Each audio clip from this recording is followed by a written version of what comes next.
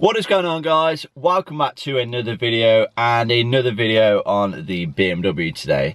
Now then, this one's going to be a little bit different. I'm not going to be, taking apart half the car. I'm not going to be installing some crazy modifications. I just want to sit down, talk to you guys about the running costs of my car. How much does it cost to keep this thing running, driving, maintained on the road each year? So we're going to be talking about, insurance costs, fuel costs, tax, servicing, maintenance, repairs, all that good stuff. And then hopefully we're going to kind of come to a ballpark figure as to what you could expect with similar circumstances. Obviously, a few of the figures are going to vary. For example, your insurance, there's a million different factors which kind of determines your insurance price, and another thing could be your fuel as well. That's obviously going to vary depending on how many miles you do, how you drive the car, and such forth. So yeah, we're gonna really just get into things, and yeah, I hope you guys enjoy this video. Okay then, so the biggest expense each year, for me at the moment at least, obviously, I'm in my first year of ownership, but the biggest expense for me is without doubt the insurance. So I paid for the year, I think it was £850, which I don't think is too bad. Bear in mind I'm 24 at the moment, I'm nearly 25, so I'm hoping in a couple of months when I've turned 25, and then when I have my next insurance renewal, it will have dropped down somewhat, because I know when you hit 25, it kind of does, take quite a big drop, like when you turn 18 or like when you turn 21.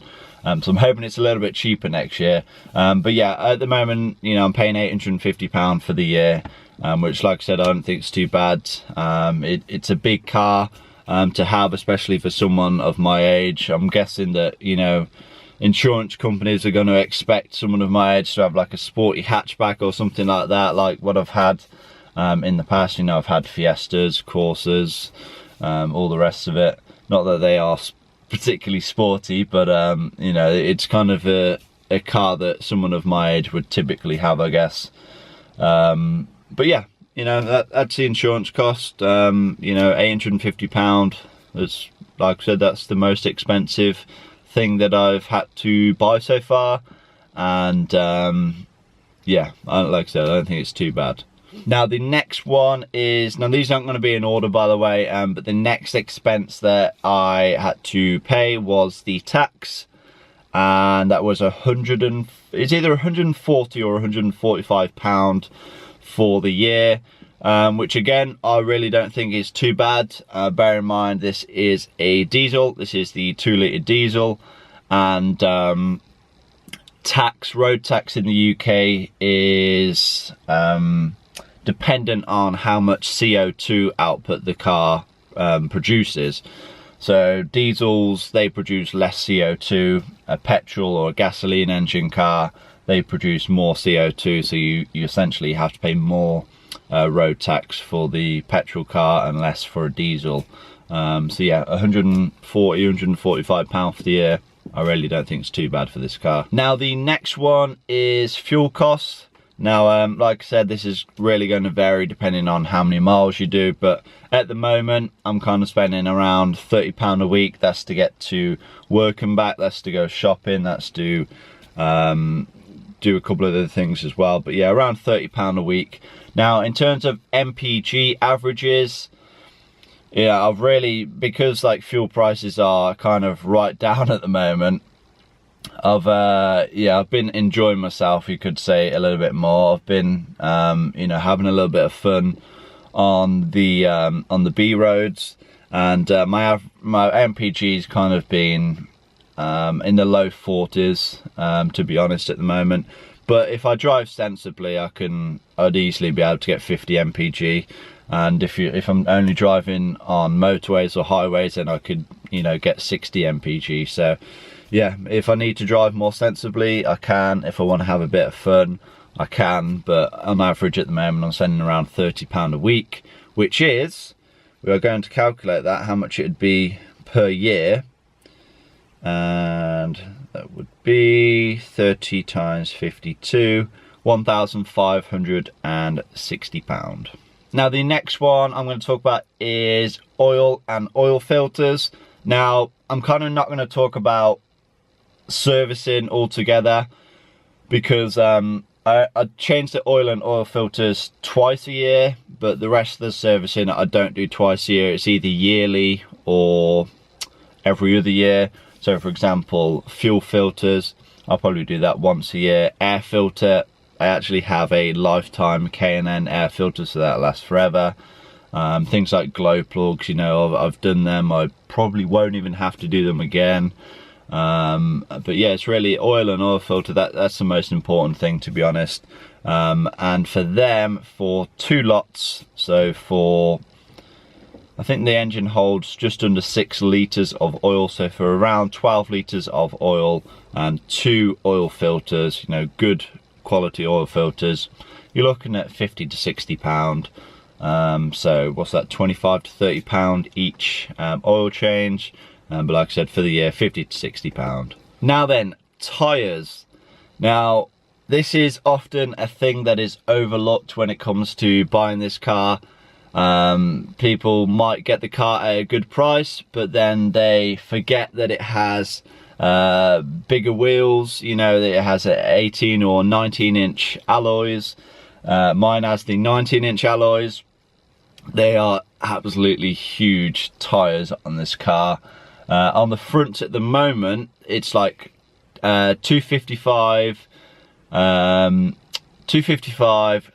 35, 19, and on the rears it's 285, 30, 19. And obviously I didn't put them on. They're actually the wrong size. They're actually, I think, 10mm too wide. Which obviously isn't a problem, but when I come to change it, I'm going to put the correct size on, and I'm probably going to go for something, you know, top notch, like Michelin Pilot Sport 4s or Michelin Pilot Sport 4Ss. And for a set of them, all round, all 4 tyres, you're looking at around £700. That's like one of the best prices you can get. So yeah, tyres for this car are not cheap. So I will definitely be trying to get my money's worth from them tyres. But yeah, when it comes to tyres, you really can't skimp. Don't go ahead and buy cheap tyres, especially if you are driving at high speeds. You know, if you're just driving around the town and, you know, you're not going to be particularly pushing the car that much, then they don't matter as much. But if you are going to be driving your car fast, then invest in good quality tyres. They're the only thing that makes contact with the road, and it's just one of those things you really shouldn't skimp on. And in my opinion as well, you know, you kind of get what you pay for. You know, more expensive tyres, they usually have stiffer tyre walls. That's better protection for your alloys. That's less chance of them getting punctured. And yeah, especially with the, you know, with the pothole situation in the UK, you definitely need a good tyre with a good strong tyre wall. And the next thing, which I think is actually the final thing I'm going to be talking about, is going to be repairs and maintenance. And obviously, if you've been following my videos, you know that I've done a fair bit of maintenance on this car, kind of preventative maintenance, shall we say. Now this is possibly going to, you know, sort of vary a lot. You know, usually in your first year, if you're like me anyway, you do the majority of the preventative maintenance straight away when you buy the car, like I kind of have. And then for the years after, the maintenance costs sort of go in a downward trend. So I like to, when I buy a used car, I kind of like to overhaul everything, and then I know that it's done, and then I know that it should be good throughout my ownership then. So you guys know that I've replaced the timing chain kit, you know, I've reseated the injectors, I've done like the whole works on this car, to be honest. Now there's only going to be a few little things that can potentially go wrong, you know, suspension components, bushes, things like that, to be honest. Maybe, you know, a few interior parts, lights, things like that. So my maintenance costs should be going down moving forward. But if I had to give a kind of a rough figure how much you could expect to pay in repairs each year, it would be around £500, and that's if you was to do the work yourself. Obviously, if you're going to a BMW dealership, you can possibly stick another zero on that. They, you know, it's not that serious, but you know what I mean. They kind of, you know, charge you well for the job that they do. For example, say if you wanted your brake discs and pads replacing all round, you could buy them, you know, you could buy the parts for £200 for a decent set of discs and pads. If you wanted to take it to BMW, they're probably going to charge you, I wouldn't like to say, I'd probably say around £500–600 for discs and pads and to have them all fitted. So yeah, that it kind of puts things into perspective, how much you're gonna be paying if you're getting someone else to do the work or if you're going to do it yourself. But yeah, if you're going to do the work yourself, I'd say expect to pay around £500 per year in repairs and maintenance. Now there is potentially another category as well, and that would be modifications.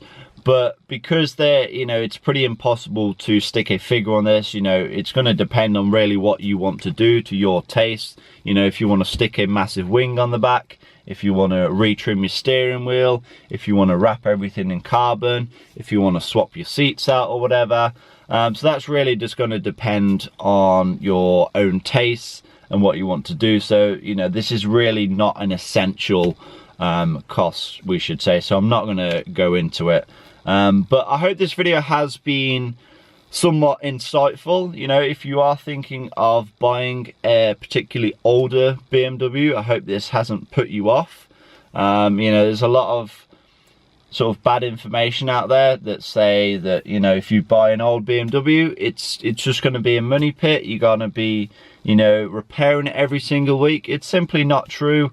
What I say is do your research, you know, find out the common problems before you buy the car, have that money set aside to repair those common problems, and yeah, and then, you know, just enjoy the car and maintain it well. Don't skimp on parts, don't skimp on important things like brakes and tyres, and yeah, always just have some money just sitting there for repairs, and yeah, just try and keep on top of things, really.